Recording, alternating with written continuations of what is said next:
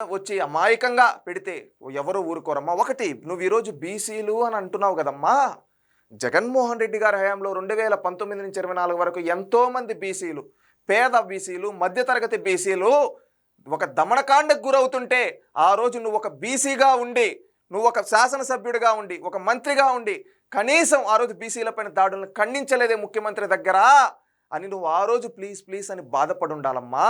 ఆ రోజు బీసీలు ఒక నందం సుబ్బయ్య, ఒక చంద్రయ్య, ఒక జల్లయ్య, ఈ విధంగా చెప్పుకుంటూ పోతే ఎంతోమంది బడుగు బలహీన వర్గాల అమాయకుల్ని ఆ రోజు ప్రాణాలు తీసేశారమ్మా.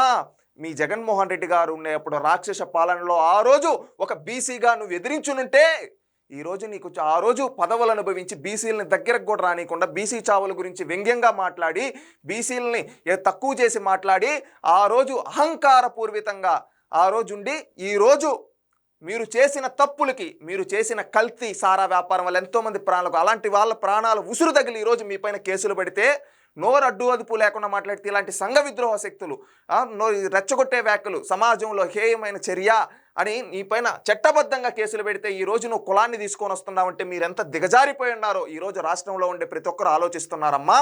అమ్మా దయచేసి ఇంకొకసారి ఇలాంటి సెంటిమెంట్ డ్రామాలు ఆడొద్దని మీకు దండం పెట్టి అడుగుతున్నామమ్మా. ఎందుకంటే ఆ రోజు ఎంతోమంది వేల మంది బీసీలు ప్రాణాలు కోల్పోయినప్పుడు, దాడులు జరిగినప్పుడు మీరు ఖండించునుంటే ఈరోజు మీకు బీసీలు మీరు అడక్కపోయినా కానీ ఖచ్చితంగా ఆ రోజు వాళ్ళు ఇన్ని దాడులు జరుగుతుంటే మీరు కనీసం చీమ కుట్టినట్టు కూడా లేకుండా వ్యంగ్యంగా మాట్లాడారే, ఆ ఉసిరే ఈరోజు తగిలింది. అందుకే ఏ చోటి కర్మ ఆ చోటే అంటారమ్మా.